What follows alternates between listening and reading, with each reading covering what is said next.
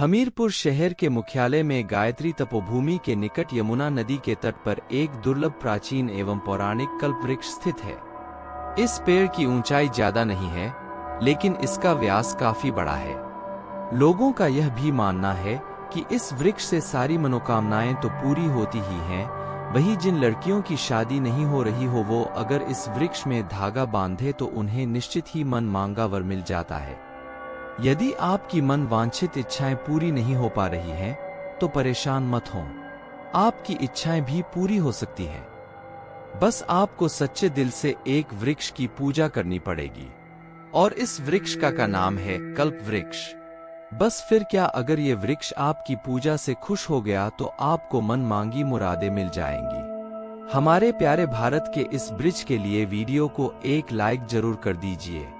प्राचीन काल से लोगों की इच्छाओं को पूरा करने वाला यह वृक्ष उत्तर प्रदेश के हमीरपुर जिला के मुख्यालय में स्थित है। यहाँ बहुत दूर दूर से लोग पहुंचकर इस वृक्ष की पूजा अर्चना कर अपनी मन की मुरादों को पूरा करने के लिए आते हैं। हमीरपुर जिला मुख्यालय के यमुना नदी किनारे स्थित इस वृक्ष की मोटाई लगभग 10 फुट और ऊंचाई करीब 30 फुट है।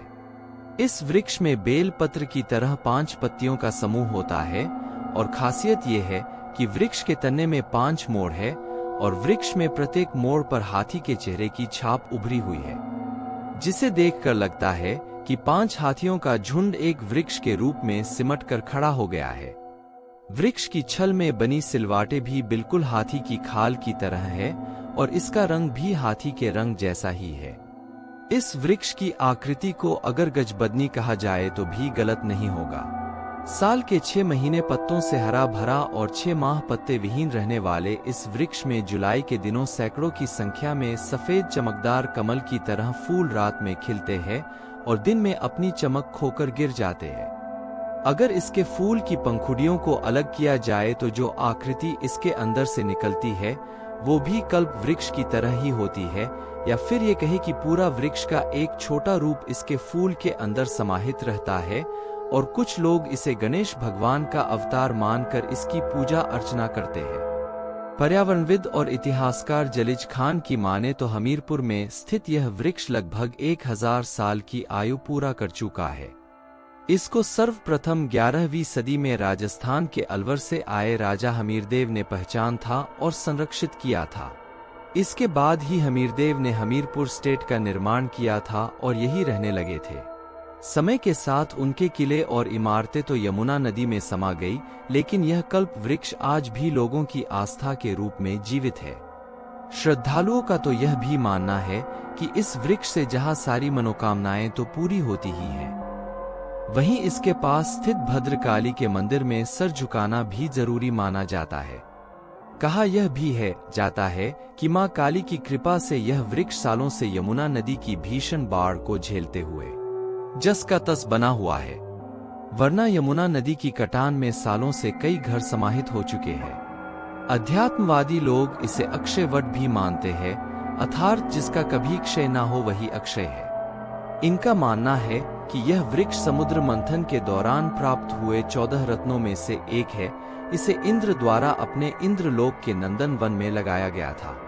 जब श्री कृष्ण की पत्नी सत्यभामा ने शिव पूजन की इच्छा व्यक्त की थी और कल्प वृक्ष रुद्र श्रृंगार का व्रत किया था, तो कृष्ण इंद्र से युद्ध करके इस वृक्ष को पृथ्वी पर लाए थे, और तब से ही ये वृक्ष लोगों की मनोकामनाओं को पूरा कर रहा है।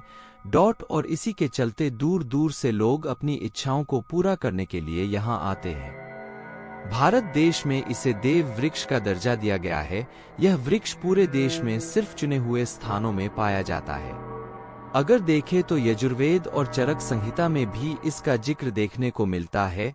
कहा यह भी जाता है कि इस वृक्ष के नीचे कल्प से ही जहाँ कई बीमारियां दूर हो जाती हैं, वही इसके पत्ते, फूल और इसके छल भी कई बीमारियों के लिए रामबाण साबित होती है। और विशेषकर महिलाओं की अमिट बीमारी लुकेरिया भी पूरी तरह इसकी छल के उपयोग से खत्म हो जाती है, जिसके चलते कई लोग यहाँ कल्पवास करने को भी पहुँचते हैं। लोगों की मन वांछित इच्छाएं पूरी होने के चलते यह वृक्ष लोगों की आस्था का केंद्र बिंदु बना हुआ है। में अंग्रेजी शासन के दौरान यातायात की सुगमता के कारण अंग्रेजों ने हमीरपुर नगर को जिले का दर्जा दे दिया, पर हमीरपुर जिला अपनी कोई खास पहचान नहीं बना सका। पर कुदरत ने यहाँ एक अनुपम वृक्ष, कल्प वृक्ष, उपहार स्वरूप दे दिया, जो कि दर्शनीय, पावन, दुर्लभ, औषधि युक्त आध्यात्मिक साधना का प्रतीत होते हुए एक अनुपम धरोहर है, जिसके कारण आज इस पेड़ की प्रशंसा पूरे देश में फैली हुई है। दोस्तों, जानकारी पसंद आई हो तो वीडियो को लाइक, कमेंट और दोस्तों में शेयर कर दीजिए, ताकि उनकी भी सारी इच्छाएं पूरी हो सके।